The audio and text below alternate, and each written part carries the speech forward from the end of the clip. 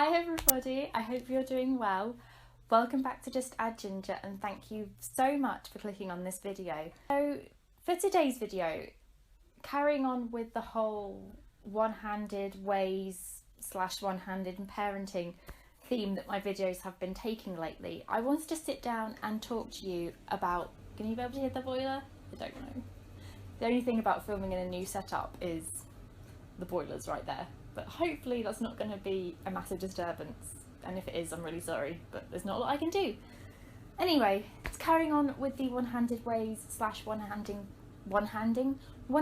parenting theme my videos have been taking. Today I wanted to sit down and talk to you about what it's like being a parent who parents predominantly with one hand. I get a lot of questions about this, a lot of comments.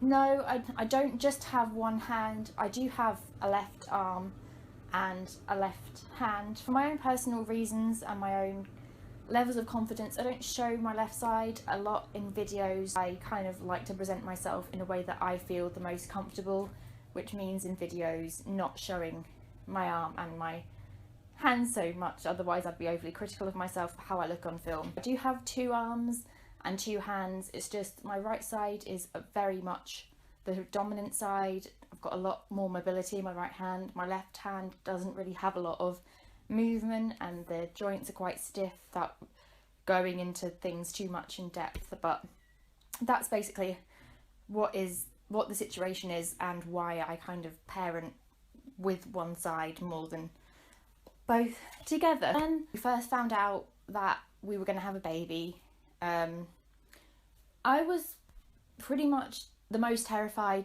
I've ever been of anything that has ever happened to me. I wasn't sure how it was going to work.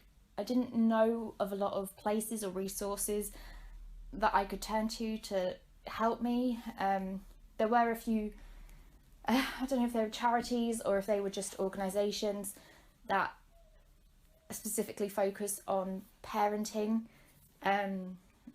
If you've got a disability, if that's the right way to put it, I'm not really sure, but you kind of get what I mean. So I had a few resources to work with, but not a lot. And of course, nobody can tell you how to do things. You can get advice and kind of have guidance, but until you're there and you have your child in front of you, you don't know how these things are going to work. So I really had to think about what life was going to be like for me with a baby, and not having a baby there and trying to think about that is really quite difficult. Of course, nobody knows what it's going to be like to be a mum or a dad until you have your first baby, but for me it was a little bit more complicated because I had to think about different ways of doing things compared to everybody else right from the start without having a lot to go on. Without rambling on too much, I thought I'd break this video down into two parts, and the first part is kind of my tips, I suppose, in getting baby ready and making sure that you've got that inner confidence and self-belief in yourself before the baby comes and then after the baby's here, because it's a really stressful time anyway, and just trying to think about all of these things can be really overwhelming. And I'm not going to tell you what to do, but if I can just provide a little bit of help and hope and reassurance, then that's all I want out of this video. So that'll be the first part, and then the second part will be me talking about things that I found particularly helpful. I was going to write a blog post about this, but I honestly think just sitting down in front of the camera and talking about it will make things a lot more easy to digest, because I can show you things, and just talking to the camera is a bit easier than trying to bash everything out in a blog post and make it succinct but with all the details there at your disposal to read through and refer back to. The first thing that I would recommend doing once you know that you're going to have a baby and you've got your head around this whole crazy thing that's going to happen is to research. Research is really important anyway when you're going to be a parent, because especially if you're a first time parent, me personally, I knew nothing about like buggies or prams or whatever, when you've got extra things to think about, you've really got to hone in and think in your head, obviously, because that's where you do most of your thinking, what is going to be the most helpful.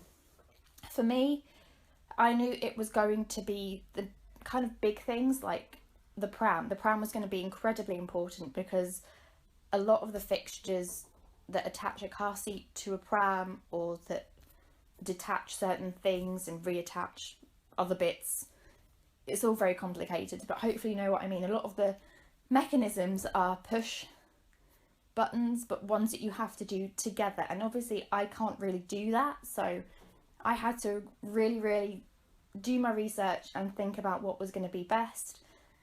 I'd recommend going into shops to talk to people and look at buggies and prams for yourselves.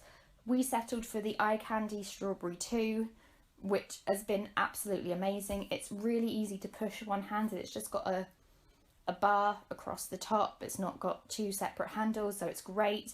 The wheels spin around and move really easily. The push buttons you can do one at a time.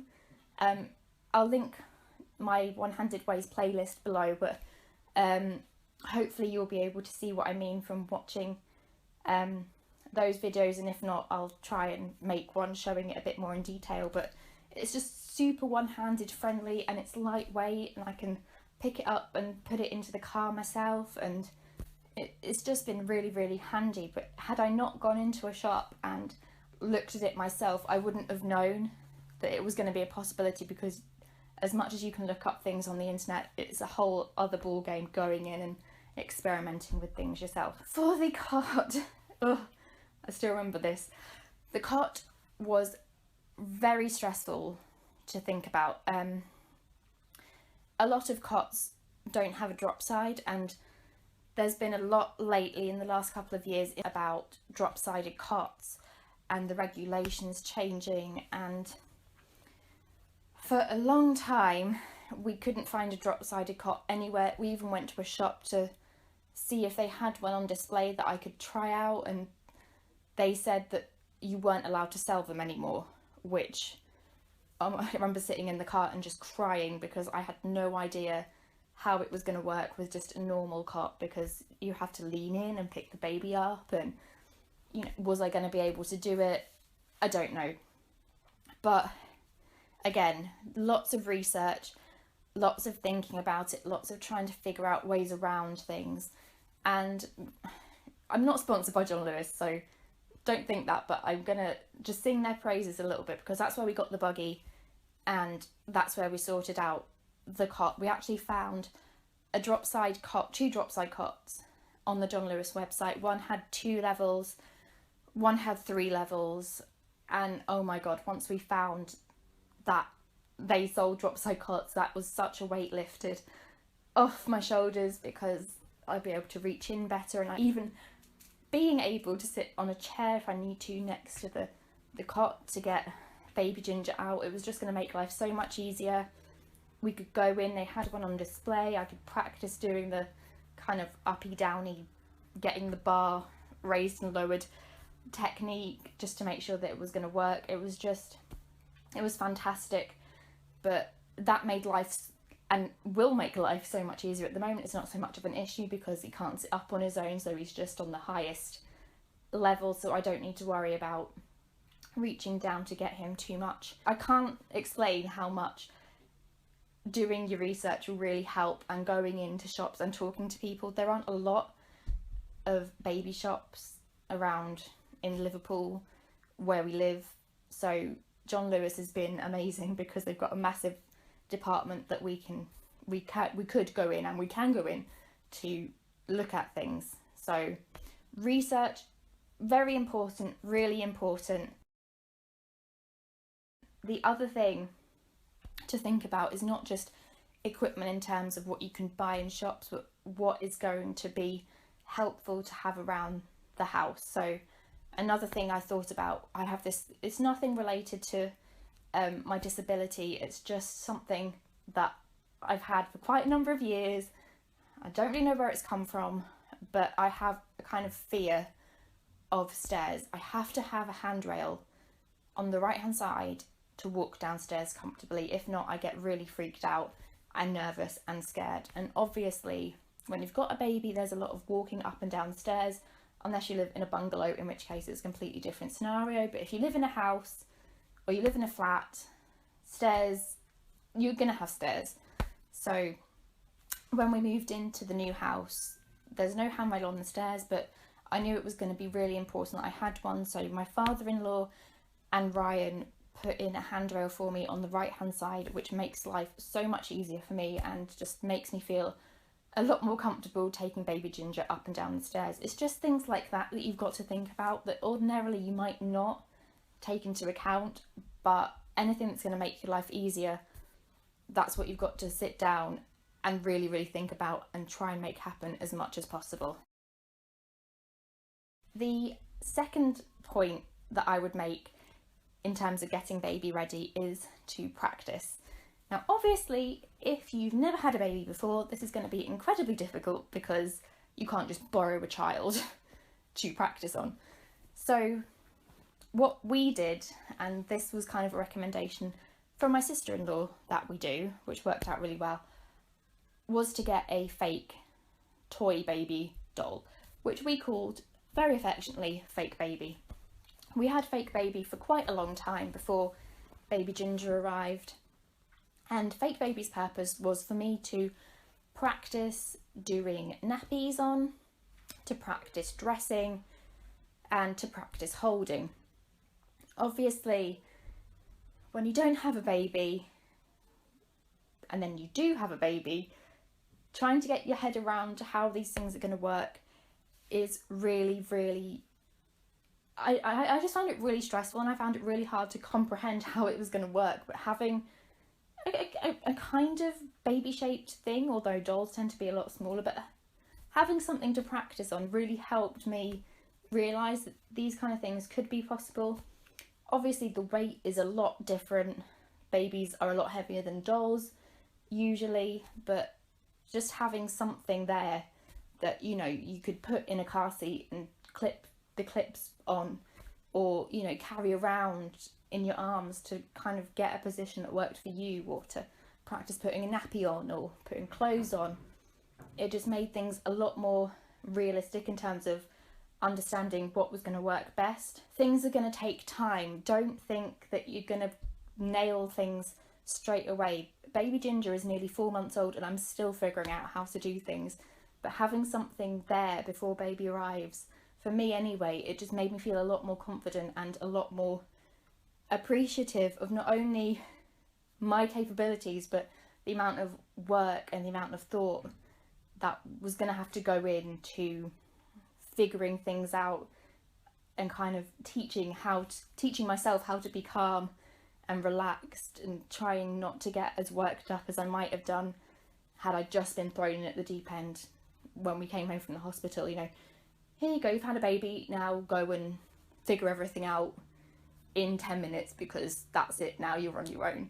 Practice, but also take your time and just really obviously practice, I just said that, practice, but practice at keeping yourself stress-free, and just, you know, just have faith in yourself, because even if it takes you 10 times, 20 times, 100 times, knowing that you've got that perseverance and you can do it, that you know, will really help you, because there are always going to be things that you've got to learn. Babies don't stay the same size forever, so every milestone that they achieve, you've got to figure things out all over again, and it's scary and it's exciting and it's nerve-wracking, but once you've done it once, you can do it again, and you just can't forget that, because, you know, your capabilities, you know them, and you've just got to work to your strengths.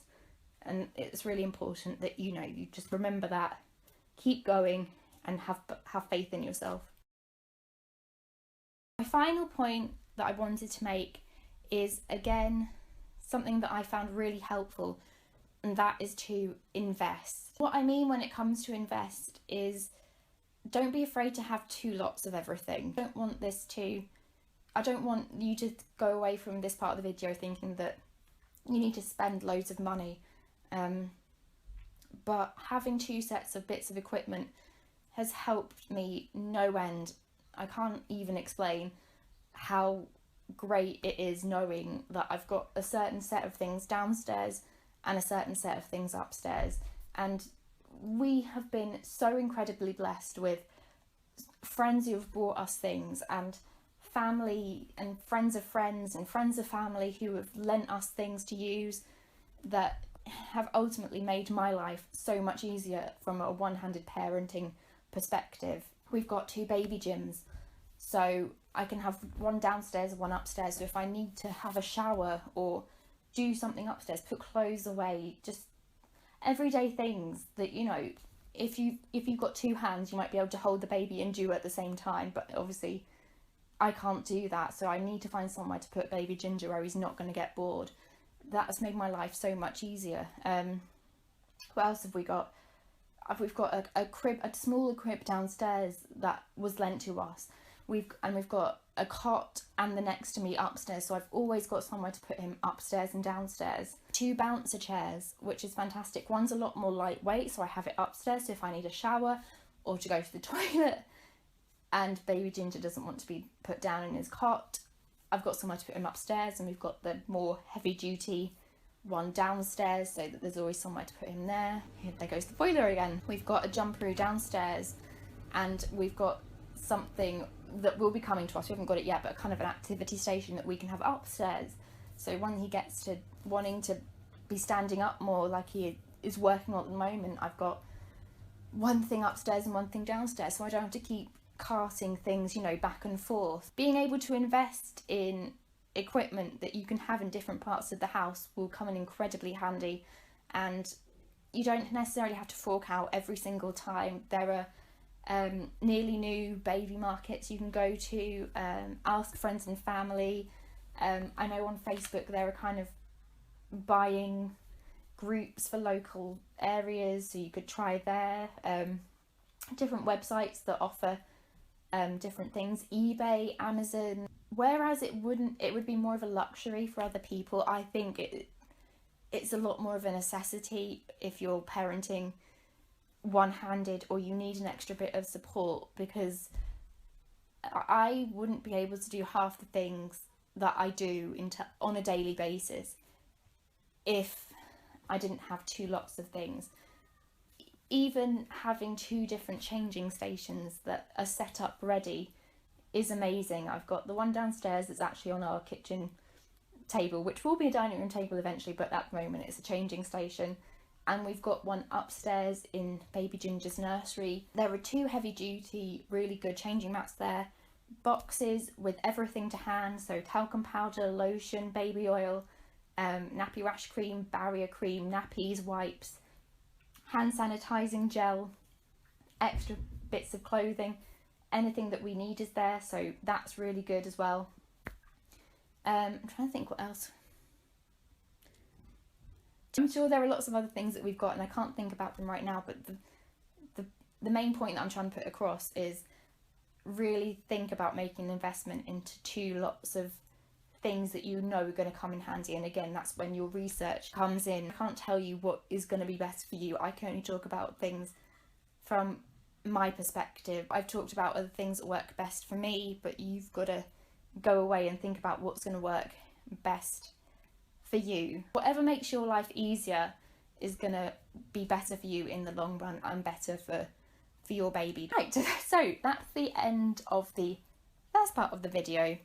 So now I'm going to talk about really specific pieces of equipment that have really helped me. There aren't very many, but there are a few that I would definitely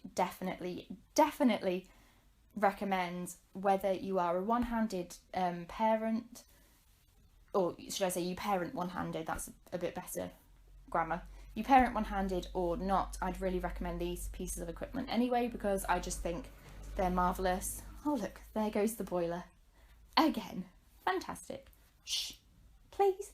I've only got a little bit of this video left to film. Please just let's keep things nice and calm. Okay, good. Right, the first thing I would recommend is the thing that has been the most helpful since day one for me when it comes to carrying and transporting baby Ginger around the house or out and about, and it is this is a bit misshapen because he hasn't been in it for a while and it's a bit dirty as well.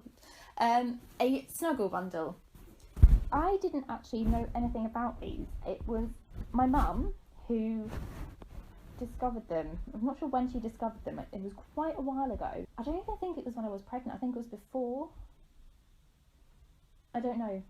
One of my best friends had a baby a few years ago, and we went through this stage of thinking about how I was going to interact with her, so I don't know whether that was then or... Basically, what a snuggle bundle is, in a nutshell, it's a carrier bag for a baby. I think originally they were on Dragon's Den and got rejected, but I think that's where they kind of became more well known, I think, or were invented. I've never watched Dragon's Den in my life, so I'm sorry, I don't have a clue, but Dragon's Den factors in somewhere. What this is used for, as well as, you know, one-handed parenting, from my perspective, is for easy lifting of your baby if you've got any kind of back injury, or or you've had a C-section, because obviously if you've had a C-section you need to be really careful because you'll have stitches and the recovery time is quite a lot longer. You can use them, I believe, to put the baby in the car seat. I'm not sure if that is right for the newborn insert, because we didn't actually end up using this in the car seat, but you can use them to put baby in the car seat. But what we use, or I use it mainly for, is putting baby Ginger in and out of bed. For me, putting him in and out of the cot and bending down a lot, obviously I'm picking him up with one hand, can get a little bit uncomfortable, but having had this, it's just been brilliant because I can put him in and out with relative ease, so that's great. If he's in the cot and he's quite comfortable and he's in this, then I can take him out and put him on his play gym if he wants to have a play, and then I can pick him up again because obviously it's on the floor and I'm not like constantly, you know, bending over with my back and lifting him up with one hand, which could strain my arm. So it's just been really good. Trying to think, I'm not sure how much they cost. I know they're quite expensive for, you know, a piece of equipment that for everybody else, like I say, who doesn't need it but wants it, is a bit of a luxury. But if you've had a C-section or you've got a back injury or you're parenting one-handed, it's a bit more, you know, it might be a bit more useful. I want to say it's about £40. That's probably a lie. If I can find it, I will link it down below. We've got two. My mum brought me one for Christmas, I think. My parents actually brought me one for Christmas. And that was from the actual, like, proper snuggle bundle place. But then we thought about it and we thought having two would be a lot more useful in case one needs to go in the wash and, you know, poo, NAMI situations, or spit up or sick, or, you know, just gets dirty. So the other one my mum found on eBay for like £2. So we've got two, which is great because I can have one now in the pram, because obviously I take baby Ginger to classes and take him out, and I've always got it one to hand if I need it, and the other one stays in the house. So snuggle bundle, definitely recommend. It comes in different designs, you don't have to get this one, but I will link the website down below and you can check it out. I'm not being sponsored by Snuggle Bundle, but this is one piece of equipment I think is pretty much a necessity if you're parenting one-handed, because it has just come in incredibly handy. Oh, they can't stay in this forever, and there is a weight restriction, but I cannot remember what it is. So if you click the link in the description box to the Snuggle Bundle website, that is where you'll find out all the details. But so far it has been an absolute lifesaver. So guys, I'm sorry if the setup has changed. This is actually my third time trying to record this part of the video. The first time it cut out, the second time I've gone to edit it and it's completely out of focus, and now I am praying that this is all right, because I do not have the time to film it again and it's just going to stress me out. So here's hoping and crossing fingers and everything else. Getting back to what I was saying, basically the Snuggle Bundle has been an absolute lifesaver and I couldn't recommend it enough. So the second and the last actual physical piece of equipment that I'd really recommend if you are parenting one-handed is a Boppy Pillow. Hopefully this is in frame. I've had to set this up myself because we are trying to do everything today between the two of us, so hopefully you can see that. I will try and link one below. We got ours from Amazon. This isn't just something that you can use if you're parenting one-handed. A lot of people have these to help breastfeeding because you can wrap it around yourself and position the baby so that the baby's comfortable and you're comfortable whatever side you're feeding on. But baby Ginger is exclusively bottle fed.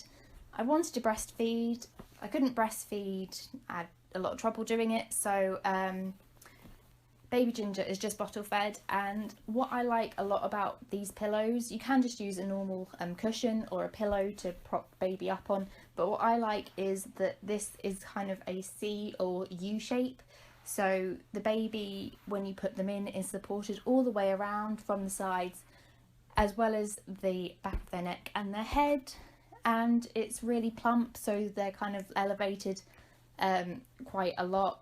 That's the other thing I'd really recommend. Ours is getting a little bit grubby, but I don't actually know if you can take the cover off and wash it. The first one we had you couldn't, but that one met an untimely end and is no longer with us, so this one I'll have to see if I can wash it, or else we'll have to just replace it. But I think this is really the only, like I said, piece of actual equipment I'd recommend alongside the Snuggle Bundle. I'm not going to tell you what pram to get or what cot to get, because ultimately that's up to you. It's whatever works best for you. I don't know what that is, I just know what works best for me, and I'm not here to preach to you. But having this means I can go anywhere, and I've always got somewhere to feed baby Ginger, or if my arm gets tired I can put him on it. It's been to baby sensory with us, it's been to other classes with us, it's been out on day trips, and it just makes life just that little bit more easy, because if you are parenting one-handed and need to hold baby a lot, if he wants to sit up and look at things, it gets quite difficult because then you have no hands to do anything else with. So this isn't just great for feeding, it also gives an extra place to put baby when you're out and about, and it's really lightweight and it's really handy. So that's the only other piece of equipment that I would recommend. However, there are other things that I do that come in really handy, and the first one is I have a changing mat in the car with me when I'm out and about. It's incredibly frustrating, but a lot of baby changing facilities aren't accessible in the way that I need them to be accessible. So having the changing mat in the car just provides that extra peace of mind, and just gives a place of security and privacy and comfort where I know that if the facilities aren't there, I can go out and change baby Ginger anyway. I've not taken him to that many places where this has been the case, or I've always gone there with other people, but I don't want the changing facilities thing to stop me from going anywhere, so having the changing mat really helps. I take the one from upstairs in the nursery, although you could invest in another one if you wanted to. I have this in the car alongside a box of supplies. I am under no illusion that this is never going to happen. The time will come, the day will come, it hasn't come yet, but it will, I'm sure, where we've popped out for 5 minutes without the changing bag because, you know, we've popped out for just 5 minutes, and there is a punami, or there is a massive wee leaking situation, or spit up, or sick, something where we need supplies and we don't have them. So in my car I've got a box with emergency nappies, nappy sacks, wipes, a spare ready milk, and a bag of clothes, because I never want to be caught short without any of those things, even if I've just popped to the shops, because that's the time when something will happen where I need something that I don't have. So that goes in the box with the changing mat, and then I'm covered from every angle just in case something happens. Guys, I think that's it.